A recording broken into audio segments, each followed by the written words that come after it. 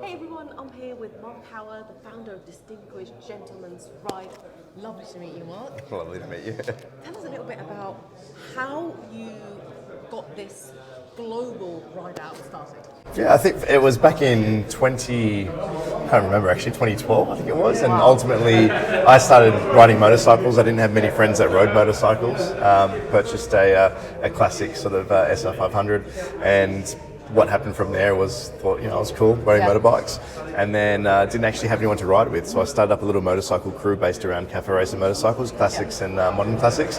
And then from there we had a lot of stuff happening in Australia where I guess people were being painted with the same brush in regards to whether or not they were one percenters or a negative influence. And I thought what a great way to break that stereotype by actually having guys and girls dress in suits and dresses and ride classic motorcycles.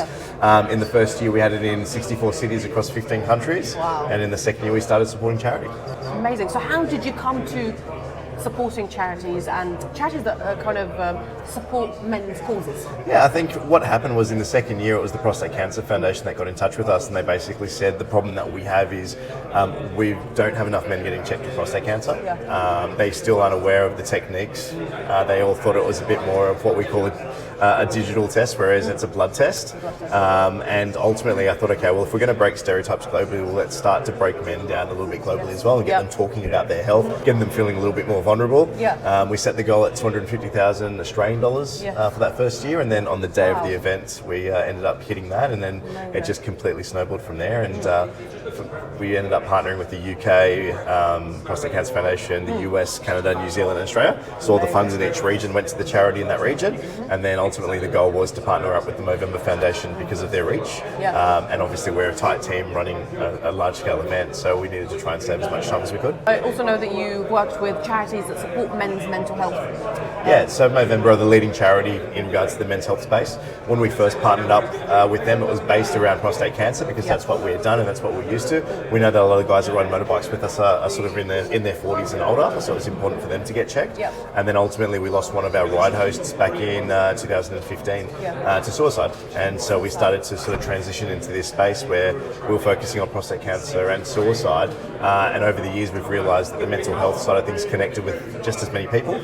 So ultimately we made the decision to fund 50% prostate cancer research and 50% into mental health awareness. I think especially with men, I think it's such a kind of a subject that they probably don't tend to talk about it as much as they don't want to be vulnerable. It's this macho mentality around what it is to be a man in 2023, but the more that we break it down and make them comfortable with who they are as a person, I think we're getting wins, and we see those wins on pretty much a yearly basis with the Distinguished Gentlemen's Ride. This is now 12 years of doing this, and I still get excited about it. I still get excited to go for a ride, and I mean, for me, being in the middle of that pack and just being able to experience that atmosphere with friends, guys and girls, like their parents are even riding motorcycles, and their dogs are in the sidecar. Distinguished Gentlemen's Ride has been going on for years. Where do you see it heading towards, or where do you want it to head towards? I think for us it's just about being consistent. I think we're at this point now where we're in nearly 900 cities across 105 countries. I don't know how much further growth we have from region to region, but it's not necessarily about that. I think for us it's about, can we continue to remind these guys to get checked for prostate cancer? When these guys are sort of feeling a little bit down, can we be there to support them? Can we sort of give them the tools that they need to support those around them? And if we can continue to do that, it's not necessarily about growing, but more so about, how can we make sure that we're still here in 10 years supporting these riders that have essentially become one large family.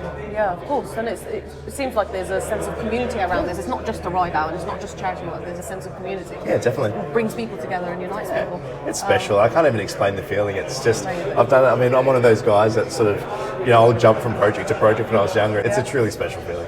What does it mean to you to have a bike dedicated to Distinguished Gentlemen? Well, I think it was a pretty special and I guess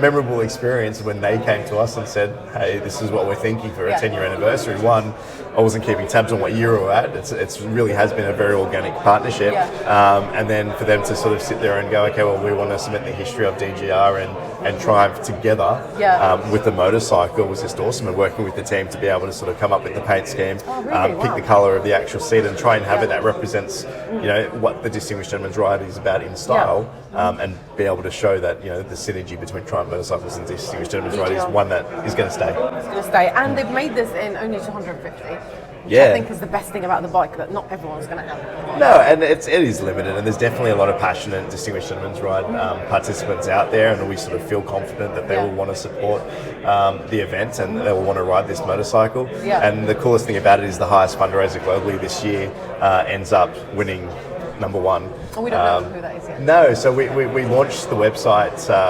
We've launched the website last week, and so ultimately it will be another 7-week battle to see who's going to be the highest fundraiser of the Distinguished Gentleman's Ride. Yeah, cool. Well, I've never ridden the DGR, and I'm really excited to be riding the DGR with Triumph on the Rocket 3R this year. Any advice for someone who wants to join but doesn't know how to?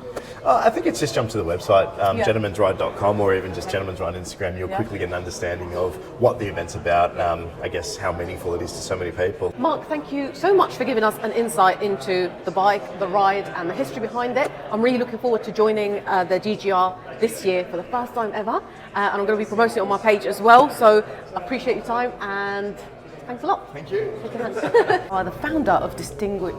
Sorry. Yeah, if you can reset that. Is that... Perfect, yeah, it's not... Okay. Yeah, it was You fucked up. That's fine. I always do.